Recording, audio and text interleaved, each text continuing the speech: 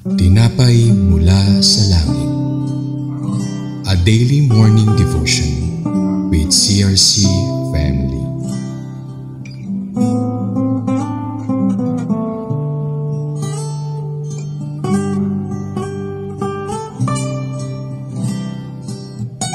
Isang mapagpalang umaga po sa ating lahat. Ako po si Sister Nora Dado ng CRC Queens Road, Daughter Judge, Bacoor, Cavite. Samahan po ninyo ako sa ating programang Tinapay Mula sa Langit, ang pang-araw-araw nating debosyon sa salita ng Diyos. Ngayong umaga ay matutunghayan natin ang Deuteronomy chapter 31 verses 16-22 na pinabagatang An Introduction to the Song of Moses, Warning of Israel for Future Use. Ngunit bago tayo magpatuloy ay samahan ninyo ako sa maikling panalangin. Panginoong Diyos Ama sa langit, salamat po sa umagang ito na binigyan mo ako ng pagkakataong makapagpahayag ng iyong banal na salita. Dalangin ko po ang iyong patnubay at anointing ng iyong Holy Spirit upang maipahayag ko ang iyong salita ng ayon sa iyong kalooban. Dalangin ko po na lumago ang aming pananampalataya, isa puso namin ang mga katuruan at maisagawa namin ito sa aming buhay. Amen. Ang ating pag-aaralan po ay makikita sa Deuteronomy 31 verses 16-22. Pakinggan po natin ang kanyang mga salita. 31:16. Sinabi ng Panginoon kay Moses, mamahinga kang kasama ang iyong mga magulang. Hindi magluluwat at ang mga taong ito ay maglilingkod sa ibang mga Diyos. Sa lupang papasukin nila, itatakwil nila ako at sisirain ang tipang ginawa ko sa kanila. And the Lord said to Moses, you are going to rest with your father, and these people will soon prostitute themselves to the foreign gods of the land they are entering. They will forsake me and break the covenant that I made with them. 17. Pagdating ng panahong iyon, magagalit ako sa kanila at itatakwil ko sila. Magkukubli ako sa kanila at sila'y malilipol. Darating sa kanila ang maraming kapahamakan at mahihirapan. Sa panahong iyon, itatanong nila, dumating kayo kaya sa atin ang mga kapahamakang ito sapagkat hindi natin kasama ang ating Diyos? On that day, I will become angry with them and forsake them. I will hide my face and they will be destroyed.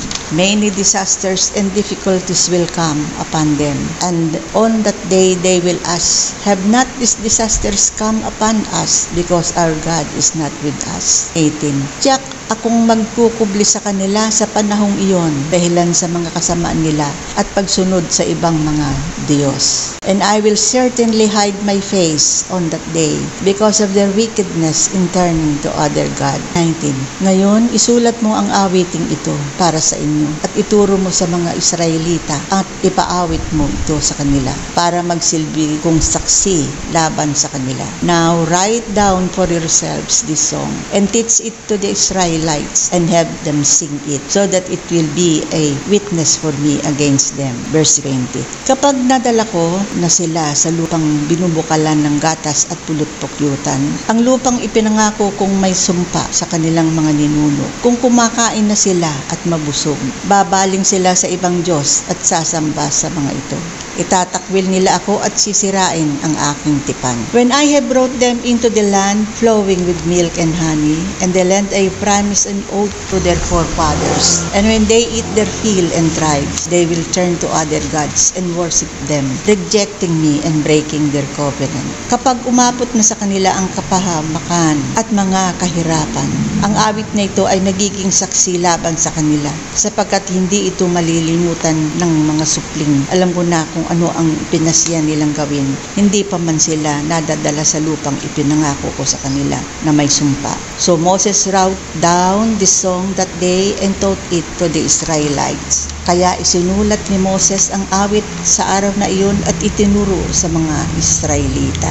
Purihin po ang mga salita ng Diyos. Ang mga talata pong ito'y naglalarawan ng paglimot ng mga Israelita sa kabutihan ng Diyos, kung paano sila iniligtas ng Panginoon mula sa pagkaalipin. Nakagawa sila ng kasamaan, sumamba sila sa Diyos-Diyosan, na wala sa puso nila ang kabutihan ng Diyos. Inuna nila ang pansarili nilang kapakanan. At dito nga po ipinag-utos ng Diyos kay Moses na gumawa ng isang salaysay o awit tungkol sa ginawa nilang kasalanan. kasalanan, ang kawalan ng tiwala sa Diyos. Alam ng Diyos na malilimutan siya, kaya isinulat ang awit na ito upang magsilbing babala at patunay sa mga ginawa nilang paglimot at mga kasalanan. Gayon din po tayo. May isang magulang na labis ang pagmamahal sa anak. Pinalaki, pinaglingkuran, inalagaan ng lubos na pagmamahal. Binigay ang lahat ng pangangailangan sa kanyang buhay.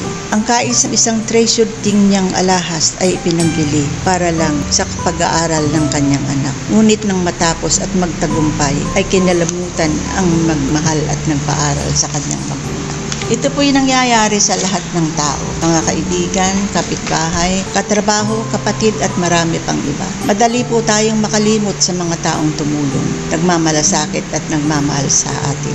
Kaya nga po ipinapaalala sa atin ng ating pinag-aralang salita ngayon na true songs na pasalaysay na mag-iingat tayo. Pangalagaan natin ang ating mga aksyon sa salita at sa gawa. Ipinapayo po sa atin ng lagi tayong manalangin, mag-meditate, mag-reflect, umawit ng mga papuri at may pasasalamat sa Panginoon. Huwag tayong tatalikod at lilimot sa Panginoong Diyos natin. Lagi po nating tandaan ang sinabi sa Chronicles 39 na if my people who are called by my name shall humble themselves and pray and seek my face and turn from their wicked ways, then I will hear from heaven and shall forgive their sins and heal their land. Tayo po'y manalangin. Panginoon, maraming salamat po sa minsahang ipinarating mo. Dalangin din po namin na magkaroon kami ng mga mabuting tao, may makadiyos na pagkatao na naihalal sa darating na kaalalan. Palain mo po ang mga taong ito at nawa po ay maging tapat sila sa kanilang tungkulin. Maraming salamat po sa inyong pakikibahagi. Muli po namin kayong inaanyayahan bukas dito sa programang Tinapay Mula sa Langit sa ganap na 5:30 ng umaga. Malaya din po i-share ang video ito at nang maging pagpapala rin sa iba. Magandang umaga po. Amen.